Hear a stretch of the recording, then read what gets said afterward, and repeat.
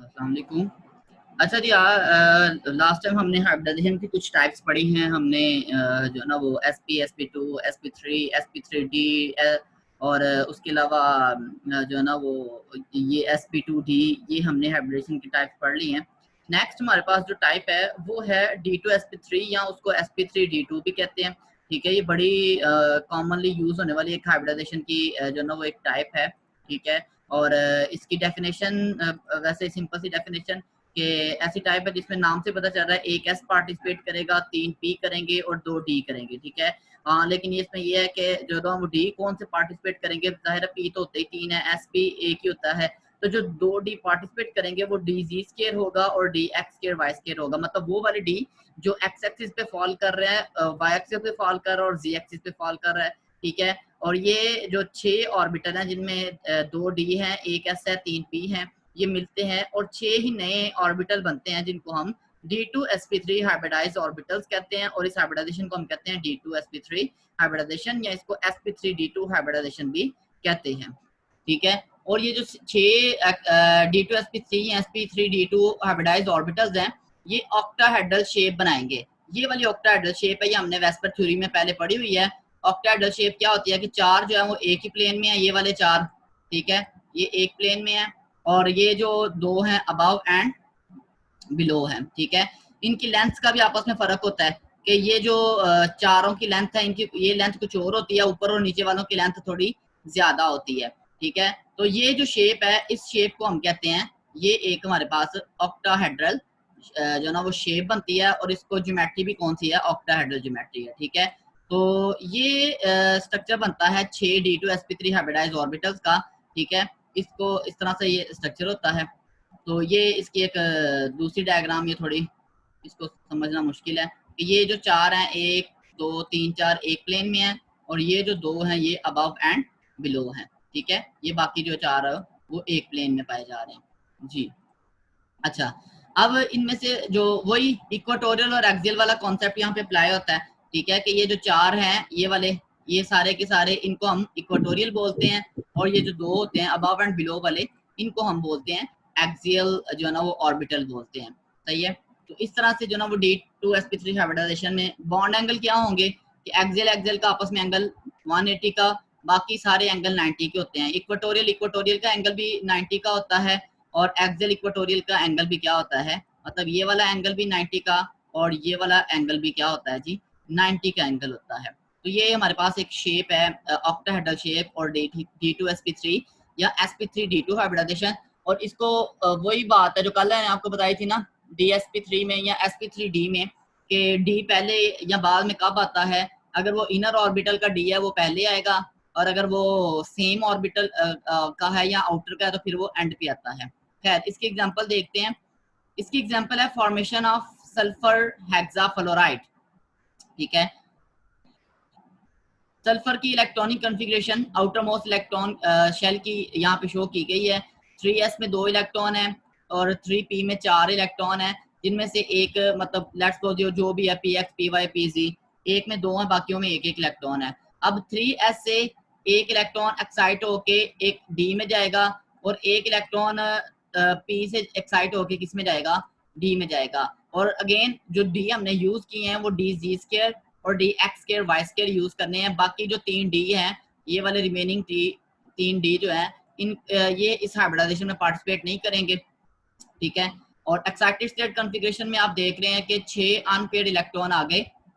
सही है, और इन 6 अनपेयर्ड इलेक्ट्रॉन के जो ऑर्बिटल्स हैं ये सारे के सारे हाइब्रिडाइज होते हैं, और 6 नए हमारे पास sp3d2 हाइब्रिड ऑर्बिटल बनते हैं।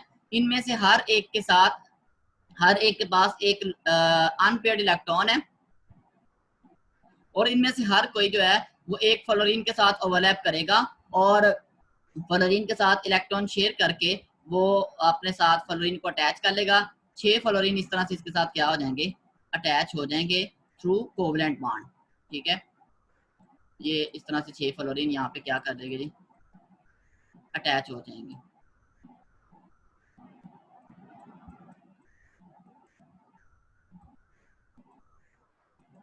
सही है, तो ये हमारे पास कुछ इस तरह का स्ट्रक्चर बनता है, ये वाला। ठीक है, इसमें जो येलो कलर के हैं वो आपकी तरफ आ रहे हैं, जो डॉटेड ब्लू सा है ये पीछे की तरफ जा रहा है, और ये जो ऑरेंज सा कलर है, पता नहीं कौन सा, पिंक सा, ये ऊपर और नीचे जो ना वो एक्सियल को शो कर रहा है। ठीक है, तो ये अच्छा एक और बात, ये जो D2sp3 हाइब्रिडाइजेशन है ना, ये ज्यादातर कॉम्प्लेक्सेस में पाई जाती है। जैसा आपने कल एक कॉम्प्लेक्स पढ़ा था ना स्क्वायर प्लेनर वाला, ठीक है, जिसमें एम्प्टी ऑर्बिटल्स की हाइब्रिडाइजेशन हमने करवाई थी, तो इसमें भी इसकी ज्यादातर जो एप्लीकेशन है ना D2sp3 की या sp3d2 की, वो कोऑर्डिनेशन कॉम्प्लेक्सेस में है, कि जिसमें कोऑर्डिनेट कोवलेंट बॉन्ड बनता है, जिसमें ये एम्प्टी ऑर्बिटल होते हैं। ठीक है, ये एम्प्टी होते हैं और एक लिगेंड आके इनमें इलेक्ट्रॉन डोनेट करता है। ठीक है, तो इसकी वो ज्यादातर एग्जांपल्स वहां पे पाई जाती हैं, कि जो मेटल्स के जो कॉम्प्लेक्सेस होते हैं जिनके साथ 6 लिगेंड अटैच होते हैं, उनकी जो ना वो हाइब्रिडाइजेशन हमेशा होती है D2sp3 या sp3d2 होती है। जितने भी आप कॉम्प्लेक्सेस पढ़ेंगे जिनमें एक मेटल के साथ 6 लिगेंड अटैच है, सही है, तो ये D2sp3 हाइब्रिडाइजेशन है। इसमें किसी किस्म का कोई प्रॉब्लम है तो बताएं जी। तो नेक्स्ट हमारे पास जो हाइब्रिडाइजेशन है उसको हम कहते हैं D3sp3 हाइब्रिडाइजेशन।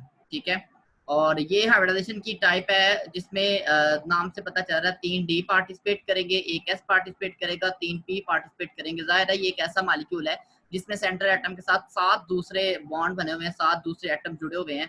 ठीक है, तो ये बड़ा एक हाईएस्ट जो ना वो नंबर होता है वैलेंसी के हिसाब से 7।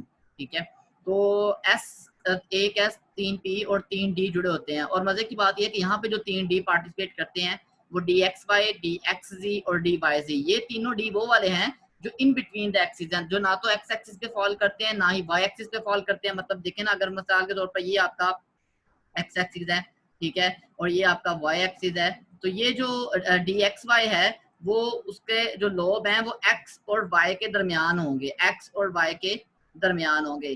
ठीक है, इसी तरह जो xz है उसके जो लोब हैं वो x और z, ये लेट्स सपोज अगर z है ये x है, तो dxz के लोब जो 4 लोब हैं वो x और z के दरमियान होंगे, x और z के दरमियान। ठीक है, तो ये वाले जो 3d हैं जो इन बिटवीन द एक्सिस भी कहते हैं, मतलब ये ना तो एक्स एक्सिस पे होते हैं ना वाई एक्सिस पे होते हैं ना ये जी एक्सिस पे होते हैं, बल्कि इनके दरमियान में होते हैं।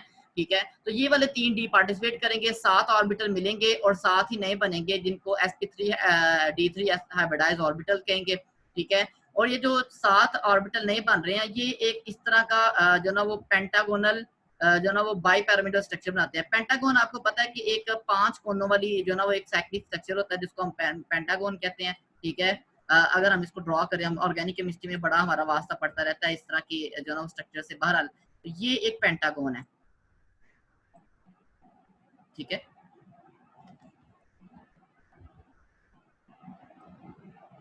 ये पेंटागोन, ठीक है, 5 कोनों वाली, इसको हम कहते हैं पेंटागोन। तो ये एक पेंटागोन होती है, एक तो इसमें बनता है, और 5 जो ना वो पेंटागोन है, और 7 बाई पैरामीटर कैसे बनता है कि एक अबव और एक बिलो। ठीक है, मतलब 5 एटम जो होते हैं ना वो एक ही प्लेन में, 5 बॉन्ड इक्वेटोरियल, 2 एक्सियल हैं।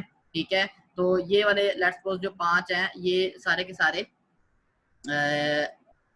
इक्वेटोरियल, ठीक है, और 2 जो होंगे वो एक्सियल होंगे, वो कहाँ पे होंगे, अबव एंड बिलो। ठीक है, तो ये जो स्ट्रक्चर होगा इसको पेंटागोनल बाई पैरामिडल शेप या ज्योमेट्री कहेंगे। ये आपको इस तरह का नजर आएगा, देखें इसमें 5 फेस हैं, ये जो इस तरफ वाली डायग्राम है इसमें एक ये फेस है, एक ये फेस है, एक ये फेस है, 3 हो गए, चौथा फेस ये है, और 5वां फेस है ये वाला। ठीक है, तो 5 जो ना वो फेसिस वाली पैरामिड है। पैरामिड आपको पढ़ा हुआ है, ऐसा स्ट्रक्चर जो टेपर करता है। ठीक है, मतलब एक पॉइंट से शुरू होता है और ऐसा ऐसा उसकी चौड़ाई वगैरह में इजाफा होता है, और बाई पैरामिडल है, ऊपर नीचे 2 उल्टी पैरामिड्स पड़ी हुई हैं। ठीक है, तो ये इस स्ट्रक्चर को हम कहते हैं पेंटागोनल बाई पैरामिडल स्ट्रक्चर। ठीक है, और ये जो इसमें भी वही होंगे, 5 इक्वेटोरियल होंगे। ठीक है, ये वाले 1 2 3 4 5। ठीक है, ये वाले 5 जो होते हैं वो इक्वेटोरियल हैं, ये एक ही प्लेन में पड़े हुए हैं। ठीक है, और बाकी जो आपके पास होंगे जो 2 होंगे वो एक्सियल होंगे, जैसा कि बाकी सब भी हम देखते आए हैं। ठीक है, ये अबव एंड बिलो फॉल करेंगे, जाहिर है इनकी बॉन्ड लेंथ वगैरह का भी फर्क होगा। अब इसके हम एग्जांपल की तरफ आते हैं कि कौन सा ऐसा मॉलिक्यूल है। तो ये इसकी जो एग्जांपल है वो फॉर्मेशन ऑफ IF7 है, मतलब आयोडीन जो हेप्टाफ्लोराइड है वो इसकी एग्जांपल है। तो आयोडीन की इलेक्ट्रॉनिक कॉन्फ़िगरेशन देखें, आखिरी सिर्फ शेल की वेलेंस शेल की शो की हुई है, इसके 5s में 2 हैं, 5p में 5 इलेक्ट्रॉन होते हैं, ठीक है। एक्साइटेड स्टेट में क्या होता है, 5p के 1 इलेक्ट्रॉन एक्साइट होकर d में जाता है, 1 इलेक्ट्रॉन 5p x से जाएगा, एक 5p y, जो भी 2p है वहां से एक्साइटेशन होगी, और 1 इलेक्ट्रॉन एक्साइट होकर जाएगा 5s से, मतलब 3 इलेक्ट्रॉन एक्साइट होकर जाएंगे और ये आपके पास एक्साइटेड स्टेट आ जाएगी।